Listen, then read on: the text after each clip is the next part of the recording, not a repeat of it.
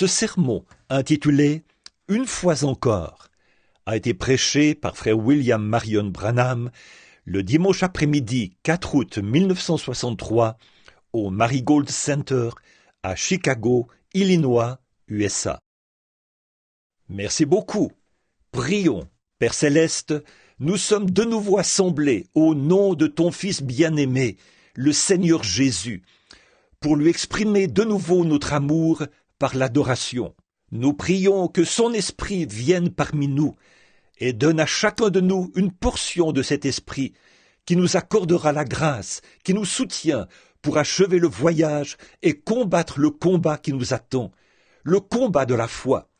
Accorde-le, Père, et romps pour nous cet après-midi le pain de vie, afin de nous fortifier. Car il est écrit, l'homme ne vivra pas de pain seulement, mais de toute parole qui sort de la bouche de Dieu. Puissions-nous l'entendre cet après-midi, au nom de Jésus-Christ. Amen. Vous pouvez vous asseoir. Je tiens à féliciter frère Carlson. Il vient de me laisser monter avec à peine 10 minutes de retard. Il fait des progrès. Encore une semaine de réunion, nous allons simplement... Je serai probablement ici à l'heure. Nous sommes très heureux de ce privilège. Eh bien, ce soir, c'est notre dernier soir pour cette série de réunions. Et je voudrais vous laisser partir à temps pour que vous puissiez prendre votre souper. Je sais que beaucoup d'entre vous appellent ça votre dîner. Mais si, là je dîne, quand est-ce que je souperai? Bon, je parlais à un homme. Il a dit, « Oh, frère Branham, il s'agit d'un dîner. » Oh, vraiment? J'ai dit, « Je veux vous prouver que vous faites fausse route. » J'ai dit, « Nous ne prenons pas le dîner du Seigneur, nous prenons son souper. » Alors nous aimons considérer cela comme celui du Seigneur, comme notre souper. Le souper du Seigneur, ce soir-là, pas le matin ni l'après-midi. C'était son souper, il l'a pris le soir. Alors, eh bien, nous voudrions revenir de bonne heure. Ainsi donc, nous ne serons pas en retard ce soir. Frère Carlson me laissera monter à l'heure exacte ce soir. La foi est une ferme assurance des choses qu'on espère. Et je ne sais pas si je peux avoir un peu assez de temps. J'essaierai peut-être de prêcher sur le compte à rebours ce soir, si le Seigneur le veut. En effet, c'est un petit message scientifique que le Seigneur m'a donné pour les derniers jours. Et je pourrais probablement prêcher sur cela ce soir, si le Seigneur le veut. Eh bien, nous avons passé des moments formidables hier soir. Je me suis avancé et j'ai dit, nous n'allons pas prier pour les malades. Et le Seigneur a quand même guéri les malades, vous voyez. Amen. Il peut nous arriver de dire quelque chose, mais le Seigneur peut changer cela quand il le veut. Vous voyez, il est Dieu. Maintenant, je voudrais lire rapidement les Écritures pour un petit sujet qui, à mon avis, pourrait nous aider cet après-midi. Et donc, s'il me laisse monter à l'heure, j'essaierai de terminer à l'heure. Et ça serait vers 16h30, ce qui serait d'ici une 50aine de minutes. Prenons maintenant le livre des Juges, chapitre 16, et lisons les versets 27 et 28, alors que nous regardons à la parole. La maison était remplie d'hommes et de femmes. Tous les princes des Philistins étaient là. Il y avait sur le toit environ 3000 personnes, hommes et femmes. Regardaient Samson jouer. Alors Samson invoqua l'Éternel et dit, « Seigneur, souviens-toi de moi, je te prie. Ô Éternel, donne-moi de la force seulement cette fois, et que je puisse tirer vengeance des Philistins pour mes 2 yeux. » Prions encore. Seigneur Jésus, prends ce petit sujet et abreuve-en l'Église, Seigneur. Nous prions et te le confions au nom de Jésus. Amen. Il y avait probablement 3000 Philistins qui regardaient du haut de la tribune de cette immense arène quand ces 2 personnes sont entrées dans l'arène cet après-midi-là. Il devait avoir fait chaud ce jour-là. Ces gens avaient été là toute la journée. Et là, dans cette grande foule, au haut de cette immense arène construite sous une forme semblable à celle d'un champignon à l'envers, son poteau central au milieu qui s'étendait un peu comme ceci. Et ces deux poteaux-là qui soutenaient le tout, tous les spectateurs. Des chefs de guerre très raffinés étaient là, ainsi que leurs femmes parées de leurs somptueux bijoux. Tous se penchaient en avant pour voir cet événement particulier, pour bien voir ce qui allait se dérouler. Il y avait eu des préliminaires, tous les divertissements. Ils avaient peut-être eu des petits singes qui avaient exécuté de petits tours, et ils avaient eu toutes sortes de divertissements, comme le combat, la lutte et des duels peut-être, jusqu'à ce que mort s'ensuive, et bien d'autres choses, avec lesquelles ils s'étaient divertis toute la journée. En effet, c'était un grand jour, mais là, l'événement principal était arrivé. Vous savez comment l'on attend tous patiemment pendant que les préliminaires se déroulent, et les gens attendent l'événement principal. Et c'est là que tout le monde se redresse et prête attention. On le remarque durant nos services religieux, lorsqu'on chante et qu'on donne des témoignages et qu'on prêche et tout. Mais l'événement principal, c'est de voir ce que le Seigneur va faire, voir le but pour lequel il nous a rassemblés. Nous nous attendons tous à voir quelle sera réellement l'issue de tout cela, l'événement principal. Dans tous les cas, c'est la même chose. Nous sommes toujours dans l'attente de voir l'événement principal. Et ils s'étaient tous levés pour regarder devant, pour voir ce qui se passait, parce qu'on leur présentait l'événement principal. Et tout ce qu'ils ont vu, c'est un aveugle conduit par un jeune garçon. Les couloirs avaient résonné tout l'après-midi, à cause de ces orgies de l'ivresse, alors qu'ils se passaient le whisky et leurs boissons fortes. Leurs belles femmes, peinturlurées et parées de bijoux, et ces puissants chefs de guerre, ces hauts dignitaires et tout. C'était une grande fête. On célébrait la victoire. Oh, je n'aime vraiment pas dire ça. La victoire que Dagon, le dieu poisson, avait remportée sur le serviteur de Dieu. Ça me coûte terriblement de dire cela, mais c'est la vérité. Il célébrait de cette façon-là une victoire sur le serviteur de Jéhovah. Quelle chose honteuse! Des beuveries, des orgies, des femmes peinturlurées et parées de bijoux, et de grands dignitaires. Les feux brûlaient sous le dieu poisson. Quelle grande fête cela devait être! Mais le plus douloureux dans tout ça, c'est que des milliers d'années plus tard, nous devons nous souvenir d'un tel événement, alors que le grand Dieu du ciel avait résolu en son cœur qu'il détruirait cette nation, parce qu'ils étaient païens, et que Dieu avait envoyé un homme pour faire ce travail. Et voici que le dieu poisson, une idole, célébrait une victoire remportée sur le serviteur de Jéhovah. Ce n'était pas Jéhovah qui avait perdu, c'était le serviteur qu'il avait envoyé pour faire ce travail, qui avait perdu la victoire. Quel spectacle! Comme c'était honteux! Ce garçon a conduit cet homme aveugle qui longeait le couloir en tâtonnant, jusqu'à atteindre ces énormes poteaux centraux sur lesquels reposait cet immense champignon à l'envers, ou bien cette sorte de parapluie où les gens regardaient vers le bas, comme ceci, depuis ces sortes de grands piliers en long et en large, qui maintenaient la chose bien en place.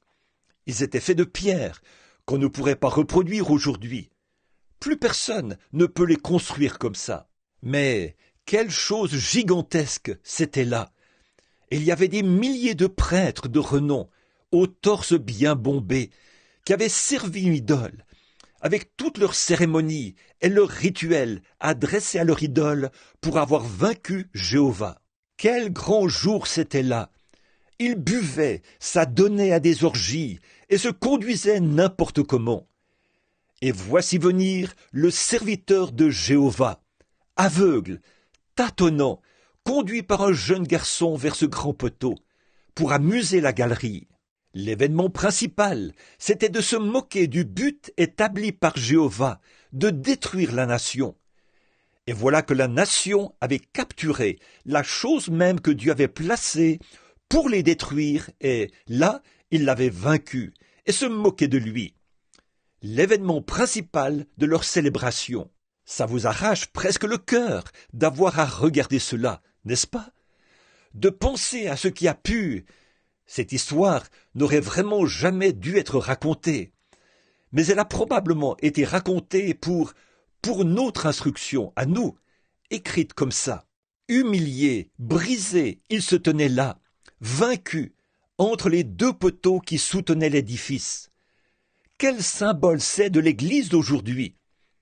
Quel symbole c'est d'une race déchue qui s'est livrée au monde et à la chose même que nous sommes censés vaincre? L'Église qui a vendu sa moralité, qui a vendu la Bible, qui a vendu sa force, qui a aussi livré son épée, et qui se tient là humilié, à l'heure où les signes annonciateurs de la venue de Jésus-Christ sont proches, alors qu'elle devrait être lavée, sans tache ni ride, et se tenir debout pour accueillir son époux. Quel tableau nous avons sous les yeux! Un symbole de la déchéance morale qu'il y a sur la nation, cette nation. Et j'essaierai de ne pas trop m'attarder sur mes références bibliques pour pouvoir terminer rapidement. Mais je pourrais symboliser cela avec l'Église, avec la nation, avec la politique, et avec tout ce sur quoi on peut mettre la main aujourd'hui, hormis la Bible de Dieu. Moralement déchue, la race humaine en soi, elle est dans un état lamentable. Et là, sous les regards des athées et des incroyants, qui se permettent de montrer l'Église du doigt, elle qui devrait avoir le message de ce jour, et de lui demander « Qu'est-ce que tout cela signifie ?» Là, elle n'a pas de réponse. Elle n'a pas de réponse. Pourquoi? Elle a agi comme Samson. Elle a capitulé. En le voyant debout là, on aurait dit « C'est donc lui, Samson ?» Représentons-nous une image de cela, de ce grand et puissant guerrier. Représentons-le nous, cet après-midi. Il avait de larges épaules, une grande carrure. Et voilà ce grand gaillard qui se tient là, rendu aveugle, attaché avec de petites cordes, et conduit jusqu'au milieu de la cour, humilié, brisé, vaincu. Et le grand Dieu du ciel, qui regardait cela d'en haut. Et ici-bas, ces critiqueurs, des soldats ivres, qui regardaient vers le bas. J'imagine que beaucoup de Philistins, alors qu'ils se tenaient là, avaient même ressenti une grosse frayeur en entendant son nom. Autrefois, Samson était un nom puissant. C'était aussi le cas du christianisme, de l'Église. Et je vais faire un parallèle entre l'Église et cette scène. Dès qu'on prononçait le nom de Samson, les gens s'évanouissaient, car ils n'avaient jamais vu un tel homme. Sa force surpassait tout ce qu'il y avait jamais eu dans le monde. Rien de ce qu'ils avaient ne pouvait l'égaler. Beaucoup se souvenaient de lui alors qu'ils le regardaient, se tenant là dans cet état. Beaucoup le regardaient depuis les tribunes et se souvenaient l'avoir vu dans une autre position. Un jour, comme il se tenait là, une mâchoire de mulet à la main, et 1000 Philistins gisant autour de lui, alors que les autres s'étaient enfuis vers les rochers pour s'y abriter. Il se tenait là, il leur faisait signe du doigt. « Allez, venez, si vous voulez goûter un peu à ça. » Mais regardez-le maintenant. Beaucoup de Philistins, alors qu'une prostituée, un soir, l'avait incité à entrer dans la ville de Gaza. Ces derniers avaient pris les énormes portes, qui devaient bien peser des tonnes. Ils l'ont enfermé à l'intérieur et l'ont eu. Ils ont envoyé chercher des soldats et ont dit « Maintenant, nous l'avons eu. Nous l'avons cerné. » C'est ce que le diable cherche toujours à faire. Vous cerner sur un point. Mais souvenez-vous, quand Samson s'est réveillé le lendemain matin, ou cette nuit-là plutôt, quand il a constaté qu'il avait été cerné, il pouvait toucher l'arrière de sa tête et savoir qu'il était toujours un fils de l'alliance de Dieu et que rien ne pouvait le bloquer. Autrefois, l'Église aussi était comme ça. Qu'est-ce qu'il a fait? Il s'est levé a descendu la rue, a arraché ses portes de leur cavité, les a placées sur ses épaules, est monté jusqu'au sommet de la colline et s'est assis. Beaucoup de ceux qui étaient présents cet après-midi-là se souvenaient de cet événement. Mais regardez-le maintenant, rendu aveugle, ridiculisé, un objet de moquerie pour l'ennemi. Toute la puissance qu'il avait autrefois pour sa protection, pour accomplir la mission que Dieu lui avait confiée, le but pour lequel il était né dans le monde, il en avait été dépouillé par une femme. Je pense que la même chose pourrait s'appliquer aujourd'hui. Une femme qui prétend être l'épouse de Christ et qui repose son enseignement sur une coupe remplie des impuretés de ses abominations, de ses fornications. Elle a versé de la coupe de ses fornications dans la bouche de l'Église de Dieu, qui a été suscitée pour accomplir ses signes et ses prodiges, selon le dernier commandement de Jésus dans Marc 16. Et nous voyons qu'elle a pris le petit groupe fidèle de Dieu, qu'elle les a organisés ensemble, exactement comme elle l'avait elle-même fait, et qu'elle les a dépouillés. Ils renient ceux qui ont fait la force, ils renient le Saint-Esprit, ils renient la puissance de parler en langue, ils renient la puissance du Saint-Esprit, de ressusciter les morts, de guérir les malades et de chasser les démons. Et maintenant, les Philistins sont sur toi. Que vas-tu faire maintenant que tu es dépouillé? Oh, ce qui a dû traverser l'esprit de cet homme! Nous avons vu ce qui avait dû traverser l'esprit des Philistins. Ils l'avaient connu. Eh bien, j'en entends un s'approcher peut-être de l'autre et dire « Je me souviens du temps où, dès qu'on disait « Samson », tous les Philistins fuyaient comme des rats vers un trou. J'ai entendu dire qu'autrefois, 1000 hommes marchaient dans le désert, et dès qu'on disait « Samson arrive », ils jetaient leurs armes et ils couraient se mettre à l'abri aussi vite que possible. Mais regardez-le maintenant, il est dans un état lamentable, attaché, tout ça parce qu'il a fait des compromis avec une femme. Voilà pourquoi elle l'a dépouillé de sa puissance. Elle cherchait sans arrêt à savoir où résidait sa force. Elle savait qu'il était un homme costaud, mais eux aussi, ils avaient des hommes costauds.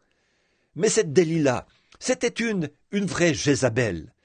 Elle savait comment le convaincre, comment l'envoûter et lui dire qu'elle l'aimait, lui. Mais elle cherchait constamment à découvrir où résidait sa force. Et c'est exactement ce que cette Jézabel a fait à l'Église. Elle a cherché jusqu'à ce qu'elle trouve où résidait cette force. Et la force est dans la parole. La parole est Dieu. Et elle a fini par trouver où cette force résidait. Alors, elle a emmené l'Église à Nicée, à Rome, et a rasé ses tresses. Et maintenant, elle ôte de l'Église ce qu'il en reste. Elle la ramène au Conseil mondial des Églises. Elle lui rase de nouveau les tresses. C'est un rasage continuel. Elle lui ôte ceci, et ceci ne veut pas dire cela. Les jours des miracles sont passés. Il n'existe rien de ceci, cela ou autre chose. Ils ont trouvé où résidait sa force. En substituant les baptêmes, les poignées de main et toutes ces autres choses à la vraie parole de Dieu, qui est sans mélange. Cette parole est Dieu. Elle a été donnée à son Église pour vaincre le monde, les démons, la maladie, et pour chasser les démons. Et ce n'est en aucun cas une dénomination qui a été donnée à l'Église. C'est la parole qui a été donnée à l'Église. Voilà sa force. Mais eux, ils ont retranché ceci, ils ont retranché cela, et ont rasé cette tresse-ci, et ont rasé cette tresse-là. Si bien qu'aujourd'hui, l'Église est complètement rasée, comme une sœur catholique. On l'a tellement rasée qu'elle a accepté comme doctrine un tas de credos faits de main d'homme. Et c'est exactement ce que le prophète avait dit qu'elle ferait.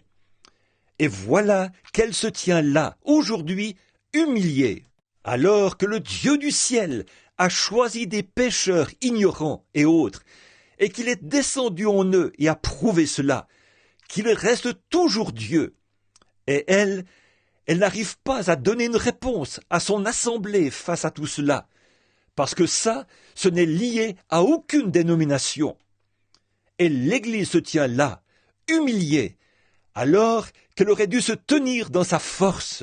Si seulement l'Église aujourd'hui se tenait comme elle l'a fait au jour de la Pentecôte, si seulement l'Église aujourd'hui se tenait comme à l'époque d'Irénée et à l'époque de Saint Martin ou à l'époque de Polycarpe, quand l'Église, plutôt que de défier la moindre parole de Dieu, s'avançait droit vers la mort. Irénée, Martin, tous ces hommes-là s'en sont tenus fermement à ce baptême d'eau au nom de Jésus-Christ. Chacun d'eux s'en est tenu fermement à ce baptême du Saint-Esprit, aux prophètes, aux signes et aux prodiges. Et elles s'en sont éloignées aujourd'hui. Qu'est-il arrivé? Delilah a découvert où résidait cette force. Et si jamais elle parvenait à éloigner ses séminaires de cette parole, pour les diriger vers une théologie faite de main d'homme, elle réussirait à les avoir. Il serait alors facile de les lier pour les emmener dans le Conseil mondial des Églises, ce conseil œcuménique. Vous dites, vous n'avez pas le droit. Je suis quand même citoyen américain. J'ai droit à la liberté d'expression. C'est vrai. Certainement que je le suis. Remarquez, c'est l'exacte vérité. Oh, ce qu'il a dû ressentir, ce qui a traversé l'esprit de cet homme, alors qu'il se tenait là, aveugle. Or, Jézabel savait, ou plutôt, pas Jézabel, mais Delilah, elle savait que si elle parvenait simplement à lui crever les yeux, ça réglerait l'affaire. Et c'est exactement ce que la Delilah de ce dernier jour a fait à l'Église. Elle lui a crevé les yeux à la promesse de Dieu. Et elle vous a vendu une certaine dénomination intellectuelle de grande envergure. Tout le monde aime acheter, dire « j'appartiens à la première Église, j'appartiens à cela, ici, je... » Voyez, tant que le diable peut crever vos yeux à la parole de Dieu et à la promesse de Dieu, peu importe combien cela a l'air insensé, c'est la promesse de Dieu. Maintenant, je n'approuve pas les sectes, pas du tout.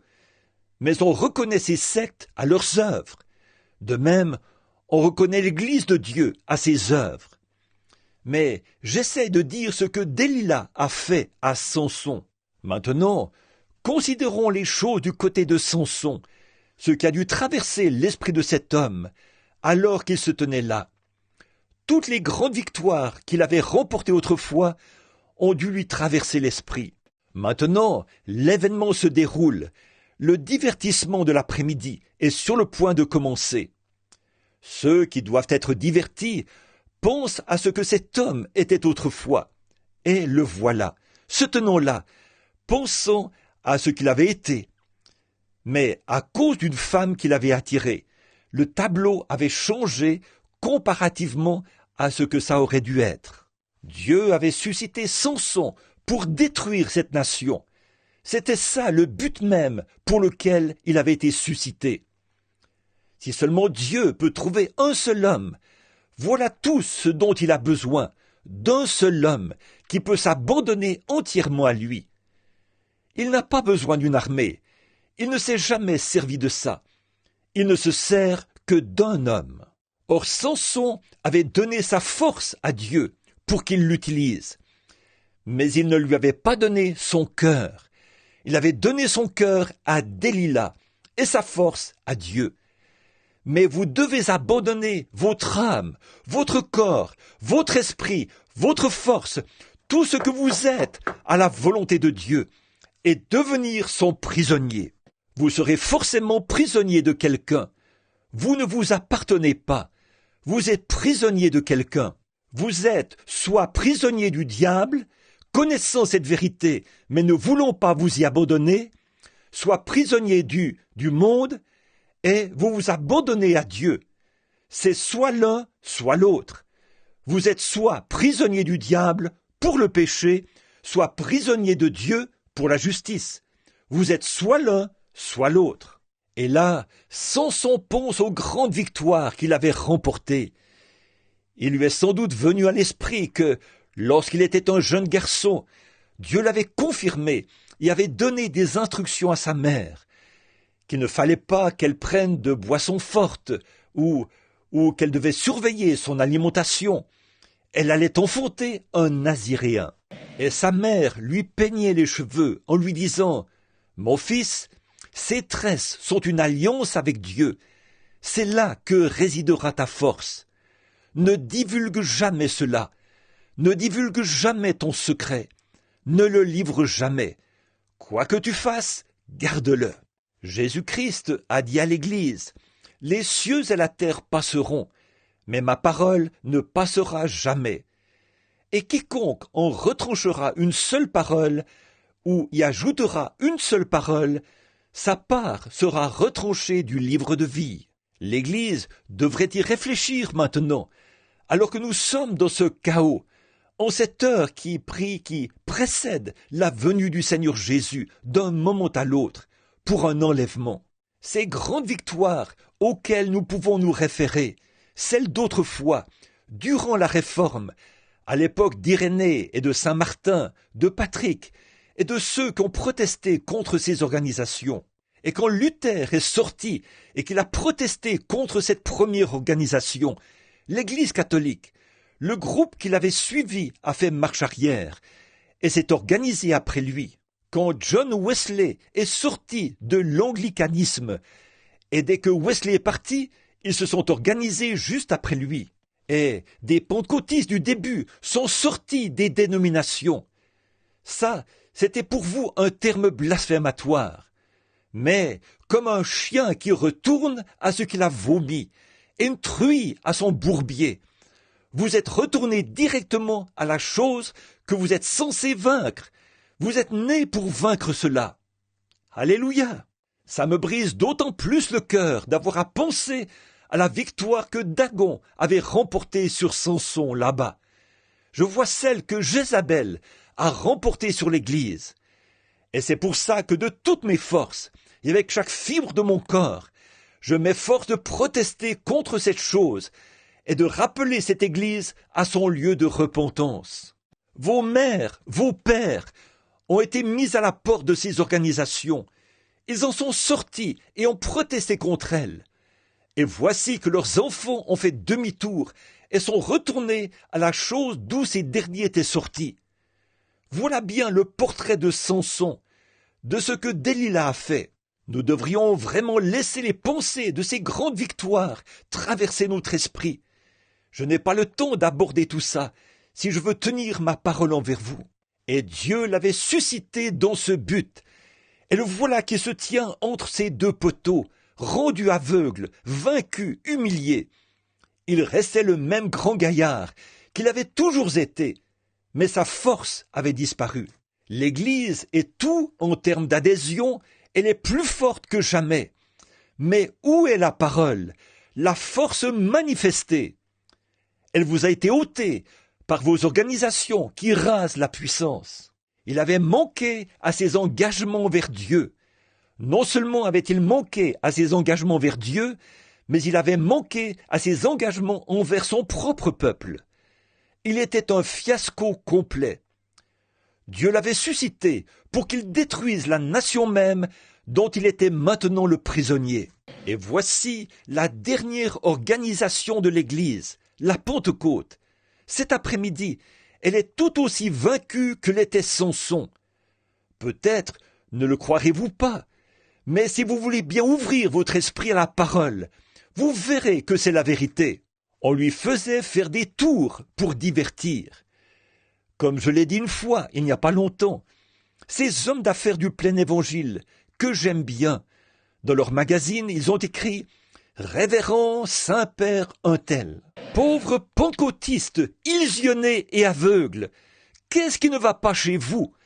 Ne savez-vous pas que notre Sauveur a dit « N'appelez personne sur cette terre Père » Vous ne vous rendez donc pas compte que le diable ne fait que prendre ici quelqu'un qui était mis à la porte de l'une de ces organisations pour vous réduire à n'être qu'un objet de risée? Elles ne vont pas entrer. Ne laissez personne vous dire qu'elles entreront. Qu'est-ce qui ne va pas chez cette église illusionnée? Le monde lui a crevé les yeux. Ne savez-vous pas que Jésus a dit que cela arriverait? Et quand la Vierge endormie est venue acheter de l'huile, elle ne l'a jamais obtenue. Voilà la Vierge endormie. Les luthériens, les méthodistes, les presbytériens, ils ne l'obtiennent pas.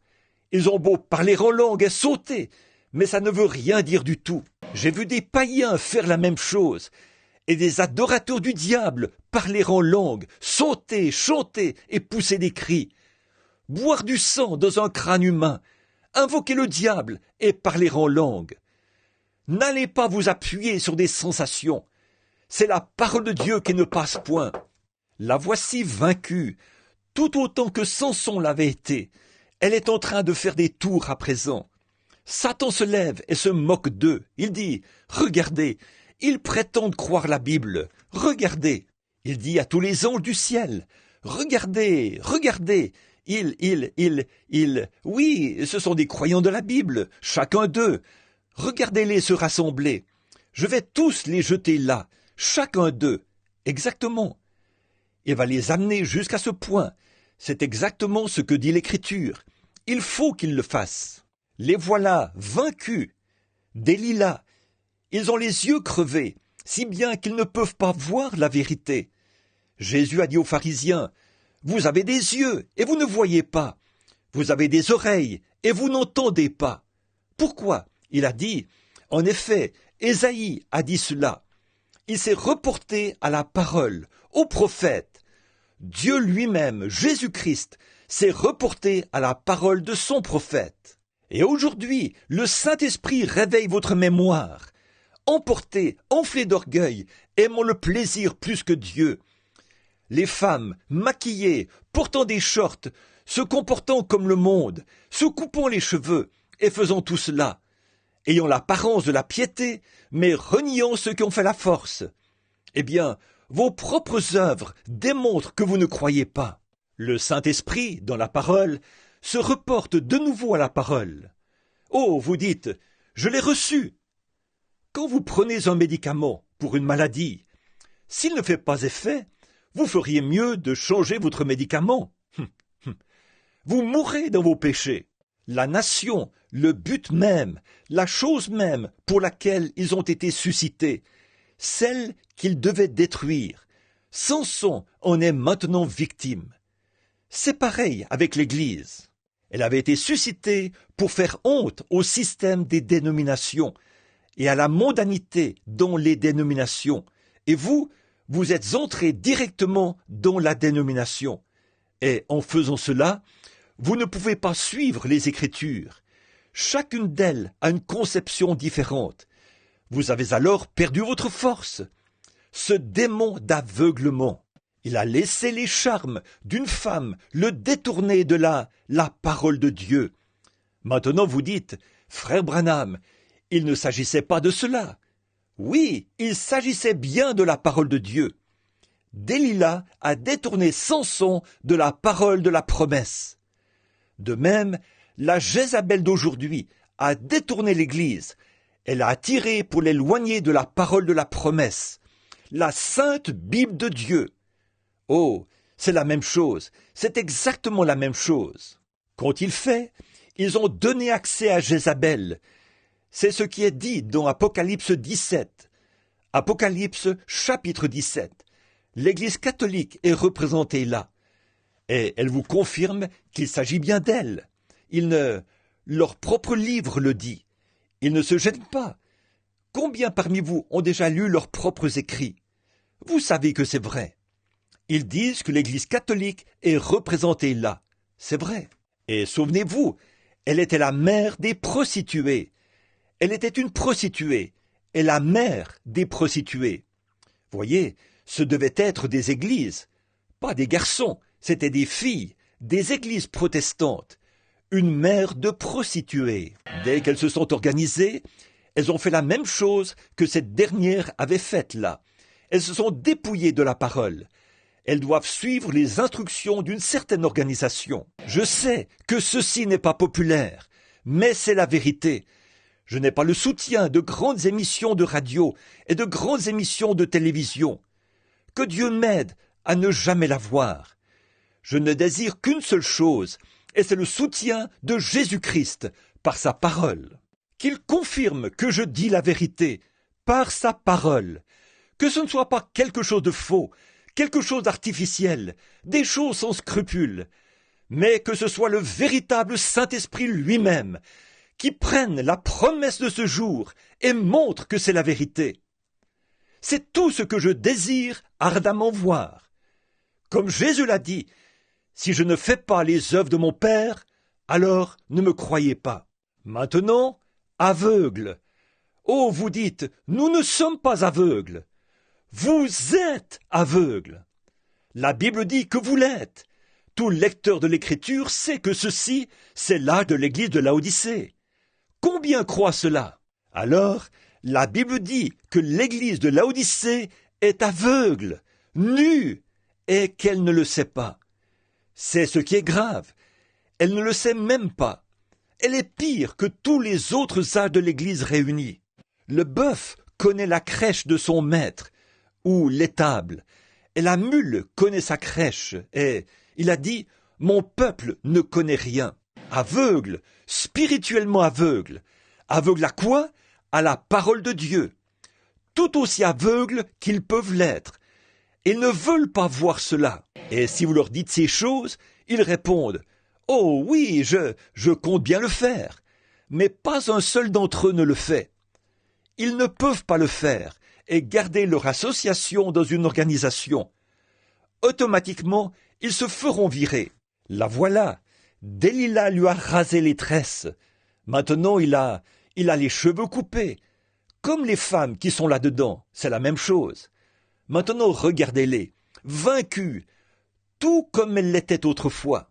Les ministres, les messagers pentecôtistes du début, on n'aurait jamais fait croire à ces hommes-là que leurs propres enfants organiseraient des séminaires qu'eux-mêmes avaient critiqués par la parole de Dieu, et d'où ils étaient sortis. C'est vrai. Qu'avons-nous obtenu par ces séminaires? Ils ont introduit le monde dans l'Église. Un vieux ministre chantait autrefois. On a levé les barrières, on a fait des compromis avec le péché, on a levé les barrières, les brebis sont sorties. Mais comment les boucs sont-ils entrés? Vous avez levé les barrières, vous vous êtes éloigné de la parole. Quand Ève a levé les barrières au raisonnement intellectuel de Satan, la mort est entrée. Et les barrières avec lesquelles Dieu l'avait barricadée, c'était sa parole de la promesse.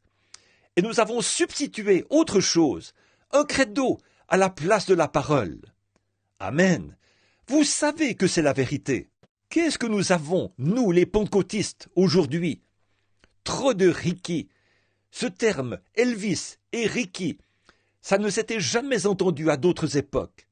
C'est un terme, c'est le nom associé à cette époque. Il cadre avec ceci. Il signifie quelque chose. Vous dites, un nom, ça ne signifie rien. Dans ce cas, pourquoi a-t-il changé le nom d'Abraham en Abraham? Pourquoi a-t-il changé le nom de Saul en Paul? Le nom de Simon en Pierre? Pourquoi a-t-il changé son propre nom? Pourquoi a-t-il changé celui de Jacob en Israël?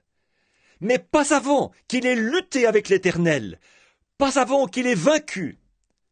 Et Jésus, quand il a eu vaincu la mort, le séjour des morts et la tombe, la Bible dit qu'il a eu un nom nouveau. Jacob aussi, quand il a eu vaincu. Et si l'Église arrive à vaincre, alors elle ne dira plus « je suis méthodiste, baptiste, presbytérienne ». Quand elle arrivera à vaincre ses credos et le monde qui l'a entraîné dans tout cela, elle reviendra l'épouse de Jésus-Christ, Madame Jésus-Christ. Amen. Quel triste spectacle, alors que nous voyons Samson se tenant là, les femmes aux cheveux courts, qui portent des shorts, au visage maquillé, des pentecôtistes qui se disent chrétiennes, elles chantent dans la chorale. Il n'y a pas longtemps, j'étais dans l'assemblée de Pentecôte, dans une grande ville où habite un grand homme célèbre. Et les réunions avaient pris une telle ampleur que j'avais dû les déplacer vers un grand endroit. Et ils avaient la chorale pentecôtiste sélectionnée. Et ils étaient bien loin de se douter que j'étais là, derrière les rideaux, en train de prier. Et là, chacune des filles qui étaient dans ce rang, environ 35 filles et 35 garçons, a chanté le Messie, étaient maquillées et avaient les cheveux coupés. Et quand David Duplessis recueillait une offrande pour les missions, il mimait l'aveugle Bartimée. Il courait en faisant passer le bol. Voilà les petits-enfants pentecôtistes. Ça, ce n'est pas un serviteur de Dieu pentecôtiste qui a le baptême du Saint-Esprit. Le Saint-Esprit ne ridiculise pas sa propre parole. Il ne peut pas le faire et demeurer le Saint-Esprit. Mais c'est là que vous vous êtes retrouvés. Oh, Samson a commencé à réfléchir un peu. Souvenez-vous, ces bandes sont enregistrées et envoyées dans le monde entier. Je ne m'adresse pas seulement à ce groupe ici présent. Samson s'est mis à réfléchir à ses erreurs. Oh, elle s'est mise à penser à ce qu'il était autrefois. Vous, pentecôtistes, pensez à ce que vous étiez il y a 1900 ans. Vous, l'Église, les catholiques, les protestants, pensez à ce que vous étiez il y a 1900 ans et regardez ce que vous êtes aujourd'hui. Examinez cela un instant. Il ne me reste qu'environ 8 minutes pour tenir parole. Remarquez. Mais alors qu'il se tenait là, il a pleuré. Il s'est mis à réfléchir à ses erreurs. Lorsqu'il s'est mis à penser à ce qui lui était arrivé, il était aveugle. Donc, il ne pouvait plus voir. Lui, il avait accepté autre chose. L'amour pour cette femme, c'est ce qui a eu raison de lui. Par la suite, elle lui a tourné le dos. Oh, quel piège dont je pourrais parler ici, que Satan a tendu à l'Église. Il suffit d'aveugler vos yeux à la vérité, et là, voilà, on vous a eu. Et si seulement vous le saviez, un de ces jours, Dieu va vous prouver cela, ce qu'est la marque de la bête. Ah oui, remarquez, mais une fois aveuglée, elle se tient là.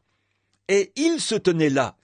Et il a commencé à se souvenir de ces choses, de ses erreurs, là où il s'était détourné du chemin étroit et resserré, là où il s'était éloigné de la promesse de Dieu. Et il s'était crié, « Seigneur, tire vengeance pour mes yeux. » Pourquoi a-t-il fait cela? Il savait qu'il y avait une possibilité. Maintenant, c'est là que je veux que vous écoutiez. Samson a dû penser à toutes les fois où il s'était écarté du sentier. C'est là qu'il a pris conscience de cela. Mais c'était trop tard. Il a pris conscience de cela, les fois où il s'était écarté du sentier. Et il s'est dit, il doit y avoir une possibilité que Dieu réponde. Il savait que s'il pouvait se repentir et amener Dieu à voir qu'il regrettait son erreur, il y avait une possibilité que Dieu accomplisse quand même sa promesse. Dieu le fera. Il va le faire. C'est pareil maintenant. Dieu aura cette Église. Ne vous en faites pas, elle sera là. Le Saint-Esprit agira tellement dans l'Église que l'Église et Christ seront le même esprit. Luther s'est tenu au pied avec la justification. Wesley s'est tenu aux pulsations de l'amour avec la sanctification. Mais ceci s'est élevé jusqu'à la tête maintenant. Vous voyez, c'est au-delà de tout ça. Elle en a fait une dénomination. Et le vigneron est venu émonder la vigne. Ils sont morts. Ils ne sont plus jamais revenus. Ils ne reviendront plus jamais. Mais là, il y a toujours une semence de vie qui avance. Mais remarquez, Samson s'était dit qu'il devait y avoir une possibilité. Il l'avait saisie. Mais ce qui est triste aujourd'hui, c'est que l'Église ne saisit pas cela. Les gens ne se rendent pas compte qu'un réveil est possible. Ils ne se rendent pas compte de cette possibilité. Ils n'ont pas encore saisi la vision. Ils restent simplement immobiles. Oh, ils disent, « Eh bien, frère Branham, que faites-vous » Oh, je sais que vous tapez des mains, que vous avez de très grands rassemblements, et que le clinquant du monde vous fait briller de 1000 feux. Il vous faut fréquenter les endroits les plus grands. Il vous faut absolument avoir les meilleurs divertissements. Il vous faut faire ceci, cela ou autre chose. Il faut que votre pasteur soit un érudit de séminaire, avec un doctorat. Sinon, vous ne pouvez pas dire à vos voisins là que votre pasteur est un petit gars sauvé, sorti d'un champ de maïs là-bas. Notre pasteur est le docteur en droit un tel. Pour moi, ça veut simplement dire qu'il est plus éloigné de Dieu. C'est tout. Plus éloigné, car l'intellect l'éloigne toujours. Oh, vous brillez par votre savoir. Et une autre chose, au sujet d'une bonne partie de cette évangélisation moderne d'aujourd'hui. Tout le mouvement pentecôtiste et les autres, et tout ça, c'est tout un spectacle hollywoodien. Oui, certainement que vous en brillez, comme les clinquants de la reine de Dagon, le dieu poisson.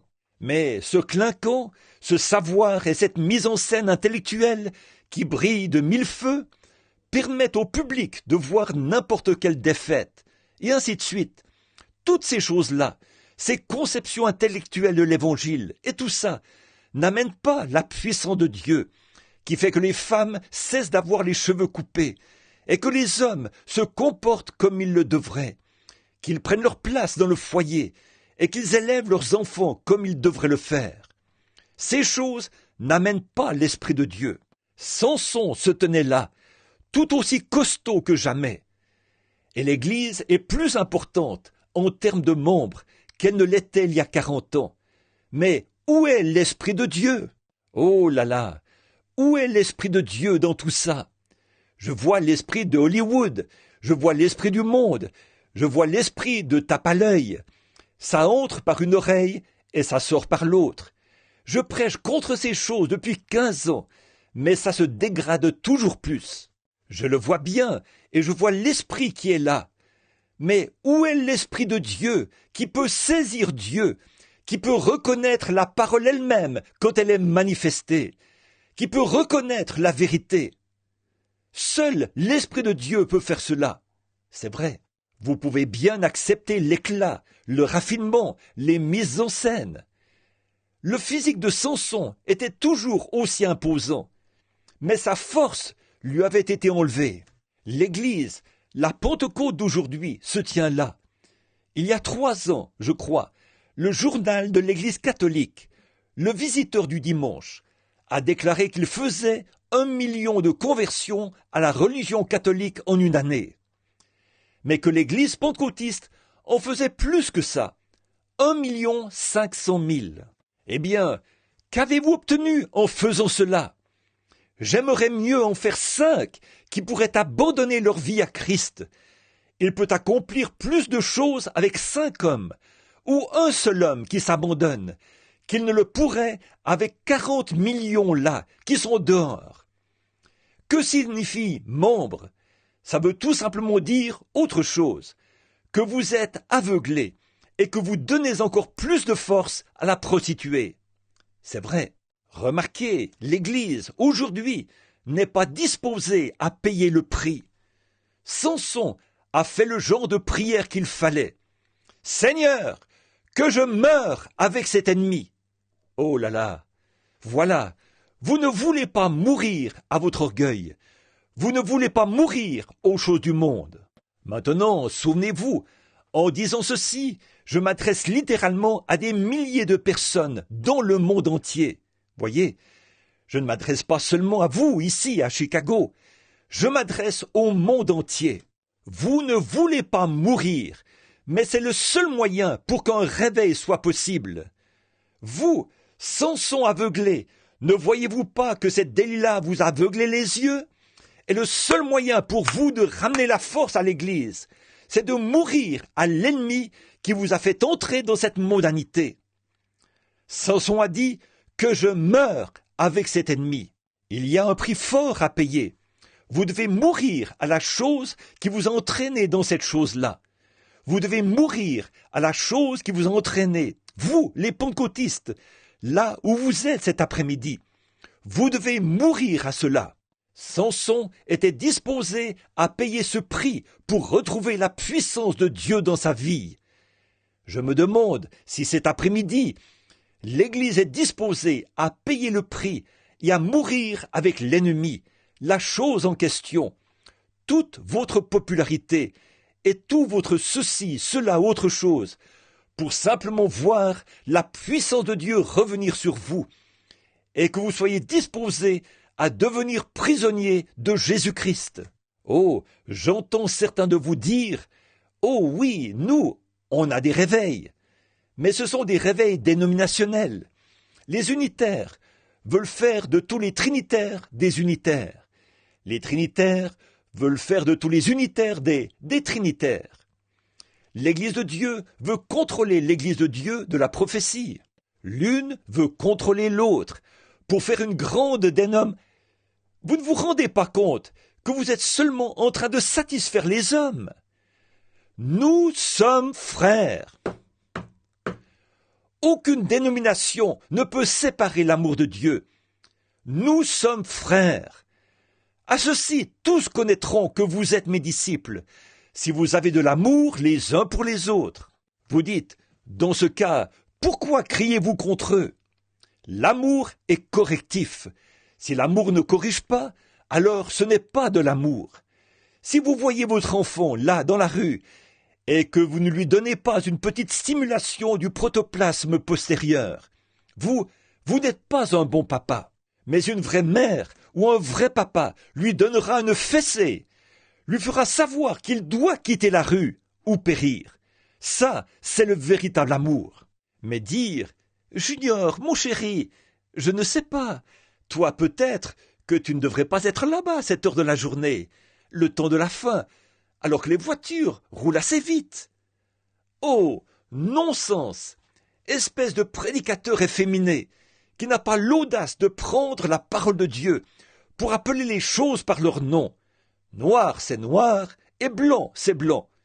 Le bien, c'est le bien, et le mal, c'est le mal. Pourtant, c'est ce qu'ils font. Oui, on a des réveils, d'accord, mais regardez la moralité que vous avez après ces réveils. Ça ne les change pas du tout. Chaque fois, ils s'éloignent encore plus de Dieu pour se diriger vers le monde. Remarquez, Samson savait ce qui allait se passer si sa prière était exaucée. Mais nous n'avons pas encore calculé ce qu'il nous en coûtera. Que se passera-t-il si Dieu exauce votre prière de devenir un vrai, un authentique enfant de Dieu? Vous savez que votre dénomination, pour vous, ce sera terminé. Et ces femmes avec lesquelles vous jouez au bridge, et tout ça? Oh non, pour vous, tout ça, ce sera terminé. Vous feriez mieux de calculer ce qu'il vous en coûtera, pour commencer. Mais Samson a dit que je meure. Il était disposé à payer le prix. Et il savait. Maintenant, écoutez bien cette observation. Il savait que sa condition rétrograde actuelle n'aurait jamais pu répondre aux défis de cette heure-là. Pourtant, quant à ses muscles, il était un homme, tout autant qu'il l'était autrefois. Sa carrure était tout aussi imposante que jamais. Ses muscles étaient tout aussi gros qu'ils l'étaient autrefois. À n'importe quel moment, il pouvait gonfler les muscles de ses bras. Ils étaient probablement plus gros qu'avant, parce qu'il avait broyé le fait de plus dur labeur. On a de meilleures églises, de meilleurs bâtiments, et tout ça. Mais où est notre force, d'un point de vue spirituel? Oh, on pourrait faire un vote dans la nation. Bien sûr, on pourrait faire ces choses, mais ce n'est pas de ça que je parle. Je parle de la présence de Dieu reconnue parmi nous. Voilà ce qui devrait être notre raison de vivre. Il savait que son état de rétrograde ne pouvait pas répondre aux défis de cette heure-là. L'Église aussi est consciente de cela maintenant. On ne peut pas y arriver dans cette condition. Vous ne pouvez pas y arriver. La dénomination ne peut pas confirmer la parole. Elle nie la parole. La dénomination en soi nie la parole dès lors qu'elle devient une dénomination. C'est cette chose-là elle-même qui, dès le départ, vous fait complètement passer de l'autre côté. Elle nie la parole. Tout le temps, Il ne me reste qu'une ou deux petites minutes, mais remarquez, alors que je me dépêche maintenant pour tenir parole.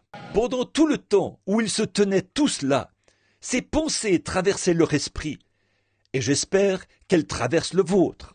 Ils n'ont jamais remarqué le moment où ces pensées ont traversé l'esprit de Samson. Peut-être qu'ils se sont fait passer la bouteille, qu'ils ont encore bu un coup. Leur belle femme hollywoodienne était là, cigarette au bec, s'il existait quelque chose de semblable à cette époque-là. Je ne pense pas qu'ils étaient descendus si bas à cette époque-là. Mais elle s'était relevé les cheveux et avait bu un autre coup et criait « Salut Joseph ou Jean, ou vous là-haut, là-bas. On a joué aux cartes ensemble hier soir. On a participé à une grande fête. Il y a une possibilité que Dieu veuille m'exaucer. Il y a une possibilité. » Et comme il y pensait, les Philistins n'avaient pas fait attention à lui, alors que ce jeune garçon avait détaché ses mains et avait reculé. Il avait dit « Place mes mains sur le poteau. » Il y a une possibilité. Oh là là, j'aimerais que l'Église voie ça. Un véritable réveil est possible. Qu'a-t-il fait? Il a levé ses orbites. Il n'avait plus Dieu, vers Dieu. Ils n'ont jamais remarqué le mouvement de ses lèvres, alors qu'il se confessait sincèrement. Nous n'avons pas simplement besoin d'un faible « Seigneur, pardonne-moi, ainsi que Jim, Joe et chacun de nous. Amen. » Nous avons besoin d'un nettoyage sincère, de la chair au concierge. Ils n'ont jamais remarqué les larmes qui coulaient de ses orbites, où se trouvaient ses yeux autrefois. Ils n'ont jamais remarqué le mouvement de ses lèvres.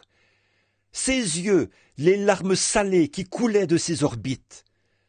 Ils voulaient que Dieu confirme une fois encore sa parole, pour prouver, comme je le dis à cette Delilah d'aujourd'hui, ou plutôt à ce Samson, Jésus-Christ est le même hier, aujourd'hui et éternellement.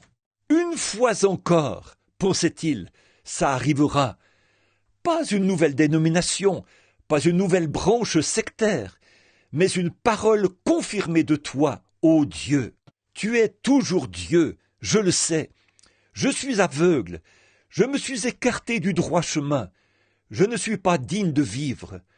Que je meure avec cet ennemi. Tu m'as suscité pour que je le détruise, et j'ai manqué à mon devoir envers toi, Seigneur. Mais tu peux encore m'exaucer, c'est possible. Une fois encore, Seigneur, une fois encore. Il a prié très sérieusement. Il savait ce qui allait arriver. Seigneur, seulement cette fois encore, une fois encore, que je vois Jésus-Christ tel qu'il était hier. Quand il faisait cette prière, les larmes coulaient sur ses joues. C'était une confession en toute sincérité. C'est ce dont l'Église a besoin. Confessez que vous êtes dans l'erreur.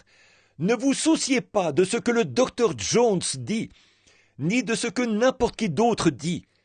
Si vous êtes en dehors de la parole de Dieu, confessez-le. Confessez que vous êtes dans l'erreur. Criez, une fois encore, Seigneur, une fois encore, une fois encore, Seigneur, une fois encore. Tire vengeance de ces dénominations pour mon aveuglement. Et donne-moi la force, Seigneur, de secouer ce monde dénominationnel avec ta confirmation. Donne-moi la force, Seigneur. Démontre-le une fois encore. Il savait ce qui allait se passer si sa prière était exaucée. Il le savait.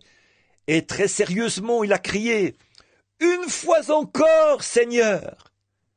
Et comme il priait, et qu'il faisait son honnête confession, chaque fibre de son corps a commencé à vibrer. Ô Dieu, si seulement le corps de Jésus-Christ pouvait être uni, et que chaque fibre et chaque membre se mettent à vibrer de nouveau par le véritable baptême du Saint-Esprit. Pas par de nouveaux membres, ni par une poignée de main, ni par un quelconque credo. Alors que la force commençait à se propager dans ses gros muscles, chaque fibre a commencé à se contracter. il a commencé à se sentir revivre et il a pivoté. Et à ce moment-là, le grand mur est tombé. Tout ce que nous devons faire aujourd'hui pour voir ces murs dénominationnels tomber, c'est de devenir profondément sincères devant Dieu, pour guérir ces yeux aveuglés qui ont été rendus aveugles à la parole de Dieu. Ce fut la plus grande victoire que Samson ait jamais remportée sur chaque ennemi qu'il avait été suscité pour détruire, parce qu'il était disposé à confesser premièrement. Oh, vous, de la Pentecôte, tenez-vous-en à votre poste cet après-midi, à votre poste du devoir envers la parole de Dieu. Repentez-vous et criez d'une voix forte, « Seigneur Dieu, une fois encore !» Je vais vous dire quelque chose. Vous feriez mieux de détruire votre ennemi avant que votre ennemi ne vous détruise. C'est vrai. Ramenez les réunions de prière à l'ancienne mode. La vraie repentance remplie de piété. Le service à l'autel qui dure une nuit entière. Oh, vous de la Pentecôte, écoutez-moi. Quittez, quittez cette corruption que Jézabel a produite parmi vous. Quittez-la vite, et revenez à la parole du Seigneur, loin de ce spectacle hollywoodien.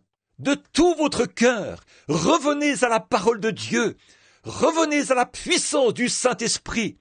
Vous, les femmes, habillez-vous comme des femmes.